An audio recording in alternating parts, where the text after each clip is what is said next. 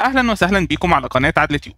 معاكم جرجس عدلي، سينيور الكتريكال تكنيكال اوفيس انجينير. والنهارده ان شاء الله هنتكلم مع بعض عن موضوع مهم جدا لكل الناس اللي بتشتغل على برنامج الريفت. لو سالت اي مهندس كان بيشتغل على برنامج الاوتوكاد ايه اهم ميزه حس بيها لما بدا شغله على برنامج الريفت، غالبا هيقول لك السكشن، لانك في الريفت بتقدر ترسم سكشن بكل سهوله في ثواني بدل ما كنت بتقضي ساعات وانت بترسمه على برنامج الاوتوكاد. طب ازاي بنرسم السكشن في برنامج الريفت وازاي بنتحكم فيه بشكل كامل؟ هو ده موضوع حلقتنا النهارده. اول حاجه علشان ترسم اي سيكشن عندك طريقتين. الطريقه الاولى من خلال الكويك اكسس تول بار، هتضغط على علامه السيكشن وهتيجي كده ترسم السيكشن، هتضغط كليك شمال وبعدها في نهايه المكان اللي انت عاوز تاخد السيكشن فيه هتضغط كليك شمال مره تانية هتلاقي السيكشن اترسم معاك. او الطريقه الثانيه من خلال الفيو تاب، هتضغط عليه بعدها هتختار الرمز الخاص بالسيكشن وهترسم السيكشن بتاعك بنفس الطريقه. ونقطه مهمه تاخد بالك منها وانت بترسم السيكشن، لو انت عاوز ترسم السيكشن بشكل رأسي هتلاحظ انك لما تكون الزاويه عندك مظبوطه على 90 درجه في 4 شرط ظاهرين عندك اهو تحت الخط ده. لو انت عاوز ترسم السيكشن افقي هتلاقي برضو في 4 شرط اهم ظاهرين عندك بالشكل ده. ده بيفيدك علشان تبقى الزاويه مظبوطه، ما تبقاش مثلا الخط مايل لفوق شويه او الخط مايل لتحت شويه بتاع السيكشن.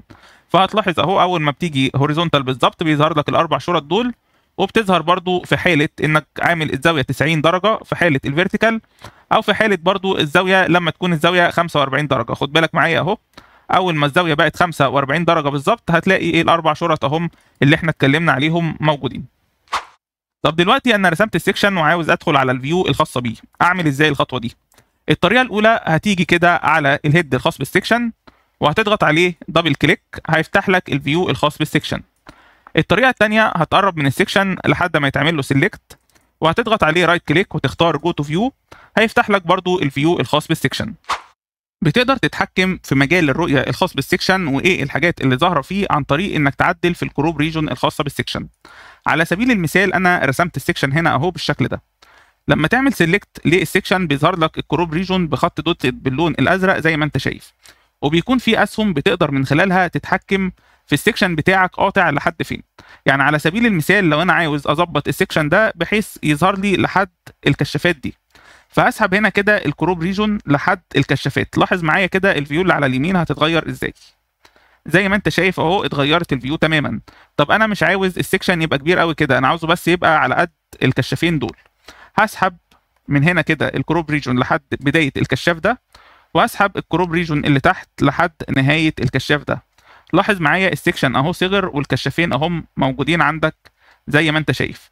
طب انا مش عاوز السكشن يبقى جايب لي من هنا كده من لحد ليفل 1 للسطح، انا عامل السكشن في الدور الثاني. عشان تعدل النقطه دي هتيجي هنا اهو الكروب ريجون هتمسك النقطه دي وتسحبها كده لحد ليفل 3، وهتمسك النقطه دي وتسحبها لحد بدايه ليفل 2. كده بقى السكشن مرسوم عندك اهو في الدور اللي انت واقف فيه. طب لو انت مش عاوز الكشافات دي تظهر هتمسك كده السكشن اهو وهسحب الكروب ريجون قبل الكشافات، هتلاحظ الكشافات اختفت. عاوز اكبر السكشن والكشافات تظهر هسحب الكروب ريجون بعد الكشافات، هتلاحظ الكشافات ظهرت عندك اهي بالشكل ده. والفيو الخاص بالسكشن زيه زي اي فيو ممكن نتحكم في السكيل الخاص بيه او الديتيل ليفل الخاص بيه، سواء عاوزه كورس او ميديوم او فاين، او في الفيجوال ستايل الخاص بيه سواء عاوزه واير فريم او هيدن لاين او شيدد.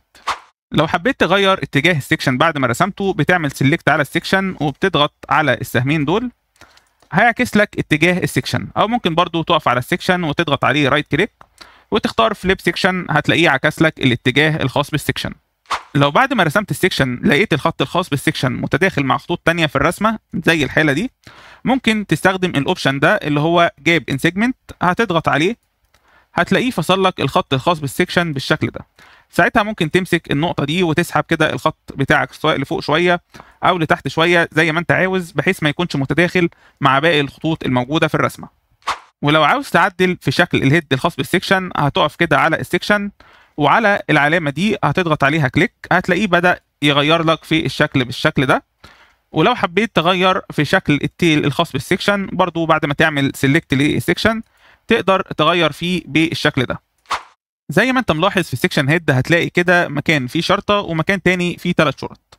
المكان اللي فيه شرطه ده بيتكتب فيه الديتيل نمبر، والمكان اللي فيه 3 شرط بيتكتب فيه الشيت نمبر.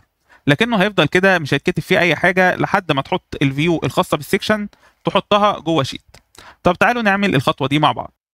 دلوقتي انا فتحت شيت وهسحب الفيو الخاصه بالسكشن بتاعي هحطها جوه الشيت. هتلاحظ على طول اتكتب اسم الديتيل اهو او رقم الديتيل اللي هو الديتيل نمبر بقى رقم 1، واتكتب الشيت نمبر بقى اي 201. طب لو انا عاوز اغير الرقم الخاص بالديتيل دي هل ينفع؟ اكيد ينفع. هتدخل كده على الفيو الخاص بالسكشن، هتلاحظ مكتوب عندك اهو ديتيل نمبر. ممكن بقى تكتب الديتيل نمبر دي 1 مثلا، ممكن تكتبها 2، ممكن تكتبها 3، اكتبها اي رقم مفيش اي مشكله. لو رجعت دلوقتي على الفيو بتاعتي تاني هلاقيه اهو اتكتب رقم 2 زي ما انا عدلته.